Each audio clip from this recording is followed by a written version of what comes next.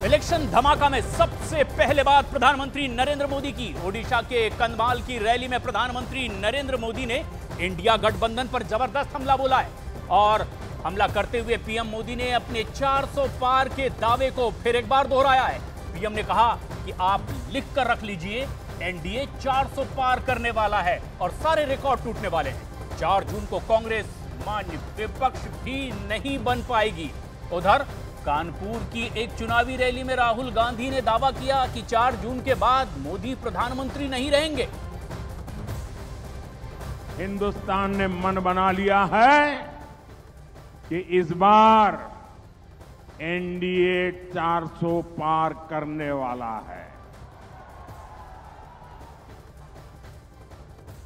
भाजपा अपने सारे पुराने रिकॉर्ड तोड़ करके ज्यादा से ज्यादा सांसद के साथ आने वाली है और कांग्रेस वाले ये भी लग ले कि इस चुनाव में कांग्रेस को लोकसभा की कुल संख्या के 10% चाहिए मान्य विपक्ष बनने के लिए। कांग्रेस वाले जरा कान खोल करके सुन लीजिए, ये देश ने तय किया है। ये 4 जून को आप देखेंगे कि कांग्रेस इस देश में मान्य विपक्ष भी नहीं बन पाएगा। वो 50 से नीचे सिमटने वाले हैं। मैं आपको लिख के दे रहा हूं, उत्तर प्रदेश में इंडिया गठबंधन का तूफान आ रहा है। आप लिख के ले लो। यहां पे बीजेपी की सबसे बड़ी, देश में सबसे बड़ी हार उत्तर प्रदेश में होने जा रही है। लिख के ले लो।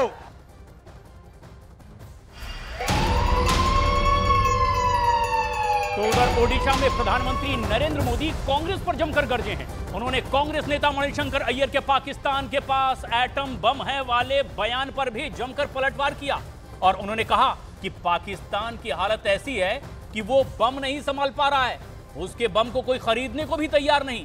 पीएम ने कहा कि कांग्रेस के रवैये की वजह से ही देश ने आतंकी हमले से, और इतना ही नहीं, पीएम मोदी ने राहुल गांधी पर लिखी हुई स्क्रिप्ट पढ़ने का आरोप लगाया और ओडिशा की बीजेडी सरकार पर भी जमकर प्रधानमंत्री ने प्रहार किया।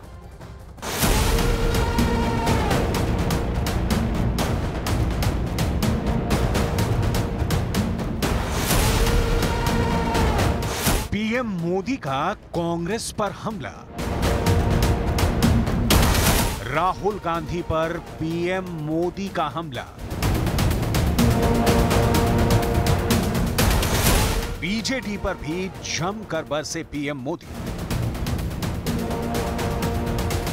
13 मई को लोकसभा चुनाव के चौथे चरण का मतदान होना है, लेकिन उससे पहले ही प्रधानमंत्री रैलियों के रड़ में मोर्चा संभाले हुए हैं। पीएम मोदी लगातार रैलियां करते नजर आ रहे हैं। इसी दौरान ओडिशा के कंधमाल की रैली से उन्होंने कांग्रेस नेता मणिशंकर अय्यर के पाकिस्तान के पास एटम बम है वाले बयान पर कड़ी प्रतिक्रिया दी।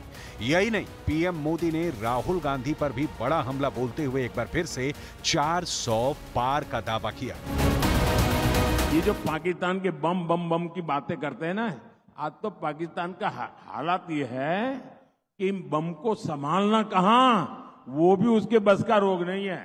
अब तो वो बम बेचने के लिए निकले हैं, कोई खरीदने वाला मिल जाए। और लोगों को मालूम है क्वालिटी में दम नहीं है, वो माल भी बिकता नहीं है। भाइयों बहनों, कांग्रेस के इसी कमजोर रवैये के कारण जम्मू कश्मीर के लोगों ने 60 साल तक आतंक भुगता है। देश ने कितने ही आतंकी हमले झेले हैं, देश भूल नहीं सकता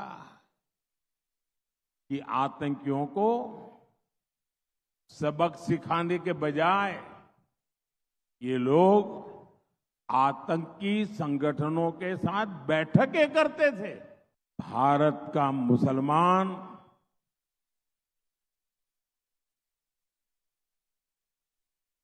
कांग्रेस की जो हरकतें हैं, उन हरकतों से वो इधर उधर जाएगा, सब मानने की कोशिश मत कीजिए। और इस वक्त एक बेहद अहम और बड़ी खबर, हैदराबाद में अमित शाह ने दिया एक बड़ा बयान। कहा मोदी जी पीएम का तीसरा टर्म पूरा करेंगे, 75 की उम्र के बाद भी पीएम बने रहेंगे, प्रधानमंत्री रहेंगे नरेंद्र मोदी। ये एक बड़ा बयान गृह मंत्री अमित शाह का। ऐसे में कि चुनावी रण है, एक के बाद एक नए दावे किए जा रहे हैं। उन्होंने साफ कह दिया है बीजेपी के संविधान में 75 साल की बात बिल्कुल नहीं लिखी है। इस बारे में उन्होंने साफ जवाब दे दिया है। गृह मंत्री अमित शाह ने कहा है कि नरेंद्र मोदी ही तीसरा टर्म पूरा करेंगे प्रधानमंत्री के तौर पर, 75 साल की उम्र के बाद भी प्रधानमंत्री बने रहेंगे नरेंद्र मोदी। गृह मंत्री अमित शाह का ये एक बड़ा बयान है। ऐसे में सवाल उनके सामने ये भी आया कि क्या ये बीजेपी के संविधान से हटकर होगा। उन्होंने कहा कि बीजेपी के संविधान में ऐसी कोई बात नहीं लिखी है 75 साल की उम्र सीमा वाली। हैदराबाद में गृह मंत्री अमित शाह ने एक बेहद अहम बात कही है। प्रधानमंत्री नरेंद्र मोदी 75 की उम्र पार करने के बाद भी प्रधानमंत्री बने रहेंगे और अपना तीसरा टर्म भी पूरा करेंगे। ऐसे में जबकि कई सवाल भी खड़े किए गए। अमिताभ सिन्हा हमारे वरिष्ठ सहयोगी हमसे सीधे जुड़ रहे हैं। अमिताभ, ये जो बात गृह मंत्री अमित शाह की ओर से कही गई है, क्या कुछ सवालों का सीधा जवाब है जिससे कई आशंकाएं अब साफ हो चुकी है?